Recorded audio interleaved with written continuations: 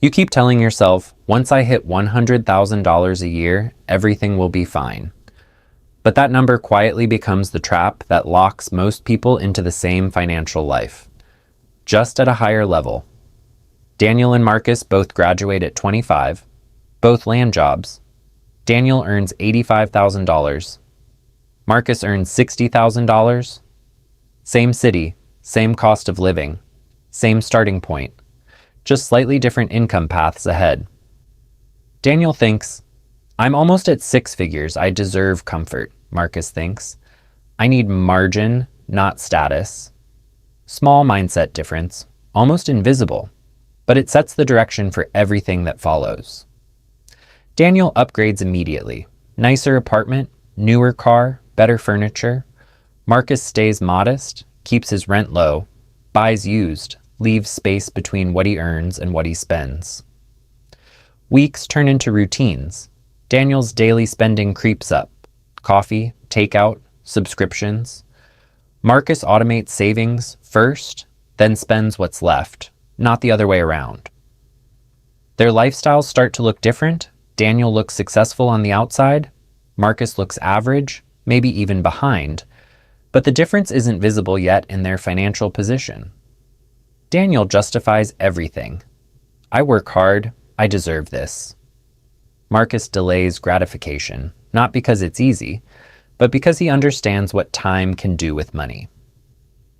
After 1 year, Daniel has almost nothing saved. Maybe $3,000. Marcus quietly builds $12,000. Not dramatic, but the gap has already started forming beneath the surface. 3 years later, Daniel is now making $100,000. But spending nearly all of it, Marcus is at $70,000. But investing consistently, their incomes diverge. But so do their outcomes. Marcus's investments begin compounding. Slowly at first, barely noticeable. Daniel's lifestyle expands with every raise, absorbing every dollar before it can grow. 5 years in, Daniel feels pressure, bills scale with income, Marcus feels flexibility. His money begins working quietly in the background, changing his future trajectory. Stress shows up differently. Daniel worries about maintaining his lifestyle. Marcus focuses on growing his assets. Same world. Different experience shaped by behavior, not income. 10 to 15 years later, Daniel is still dependent on his paycheck. Marcus has options, investments, stability. The gap is now undeniable, but it didn't come from income alone. This isn't about how much they earned. It's about what they did with what they had, and how one number, $100,000, shaped their decisions in completely different ways. Welcome to Lion Invests. This channel is about understanding how markets really work and how to make better decisions over the long term. Because successful investing isn't built on predictions or shortcuts. It's built on structure, patience, and managing risk effectively.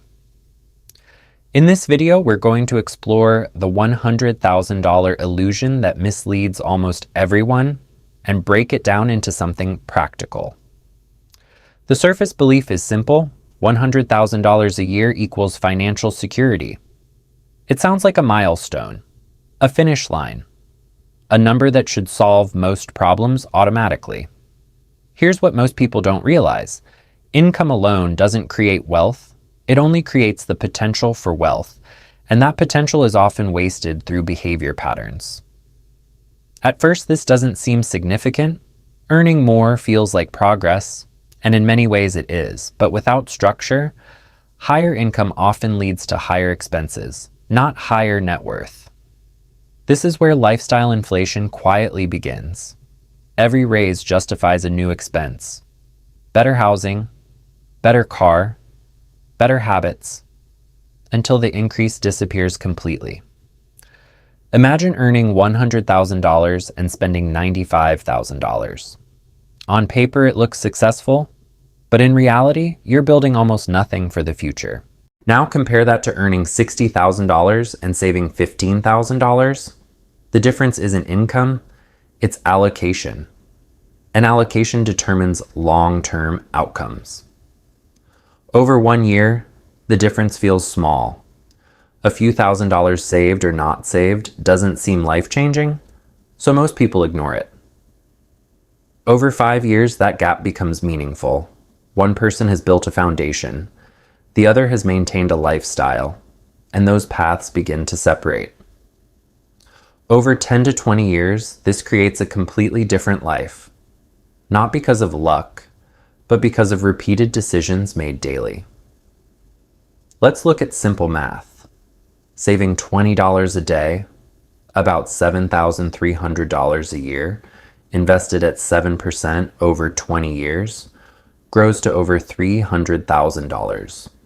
Now flip it. Spending that same $20 daily feels harmless, almost invisible. But the opportunity cost is that same $300,000 you never see.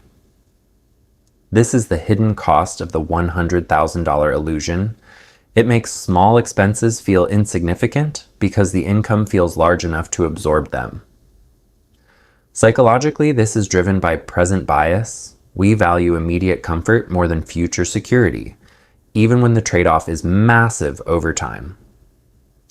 Add dopamine spending loops, quick purchases, instant rewards, and the system reinforces itself, making it harder to step back and see the long-term impact. Over time, this creates a pattern. Earn more, spend more, feel stable, but never actually build the assets that create true financial independence. Here's where the illusion deepens. People begin to associate income with wealth, but wealth is what you keep and grow, not what flows through your bank account each month. The hidden reality is that high income can actually delay wealth building because it reduces the urgency to control spending and build disciplined financial systems early. At first, earning more feels like freedom. You can afford more, upgrade more, experience more. But without constraints, spending expands to match income almost automatically. This is lifestyle anchoring. Once you get used to a certain standard, it becomes your new normal, and anything below it feels like a step backward. Over 1 to 2 years, this doesn't seem dangerous. You're comfortable, bills are paid, nothing feels out of control, so there's no pressure to change behavior. But underneath, something important is missing. Assets are not growing, investments are not compounding, and time is passing without being used effectively. This is where the system breaks, because time is the most important factor in building wealth. Not just how much you earn, but how early you start allocating correctly. Let's simplify it.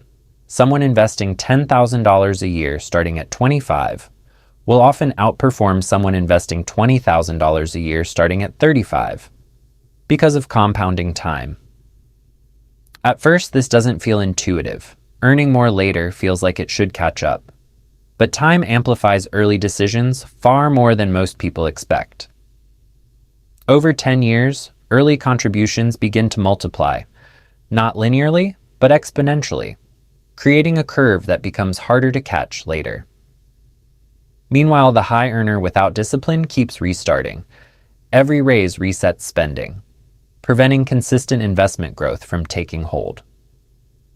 This creates a behavioral loop. Earn more, upgrade life, feel progress, repeat, but the underlying financial position barely improves over time. Now add inflation into the system. Even at 2 to 3%, it slowly erodes purchasing power, meaning standing still financially is actually moving backward. So earning $100,000 today doesn't mean the same thing in 10 years. But most people don't adjust their strategy. They only adjust their lifestyle. This is where the wage versus asset gap becomes clear. Wages grow slowly, but assets, when invested, can grow at a much faster rate over time. The people who understand this shift focus from income to ownership. They prioritize buying assets that produce returns instead of consuming everything they earn. Over 5 to 10 years, this creates a silent divergence. One person's income funds consumption, the other's income funds assets that generate more income. And this is where the difference becomes visible. Not immediately, but gradually. Net worth starts separating in a way that feels sudden, but was built slowly. Let's look again at simple numbers. Investing $500 a month at 7% over 20 years grows to around $260,000 without increasing the contribution.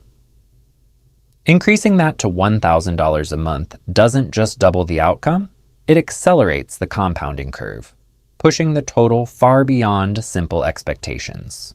Meanwhile, spending that same $500 monthly disappears instantly, leaving no future value, no compounding, no long-term leverage.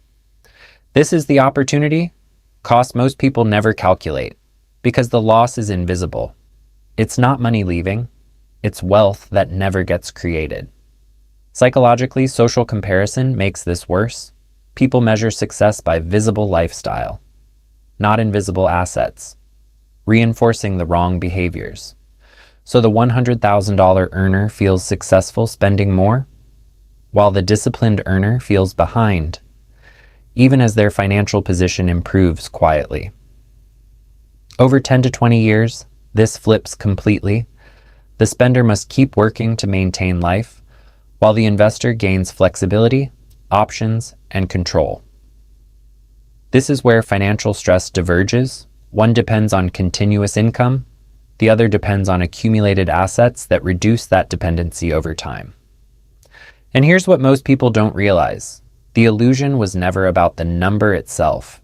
It was about what the number made them believe. It created a false sense of arrival, removing urgency, weakening discipline, and encouraging decisions that feel harmless in the moment but compound negatively. The reality is simple. Wealth is built through consistent allocation, controlled lifestyle, and time in the market, not through hitting a specific income milestone. Once you understand this, the goal shifts, not to earn $100,000, but to build systems where any income level can steadily convert into long-term wealth.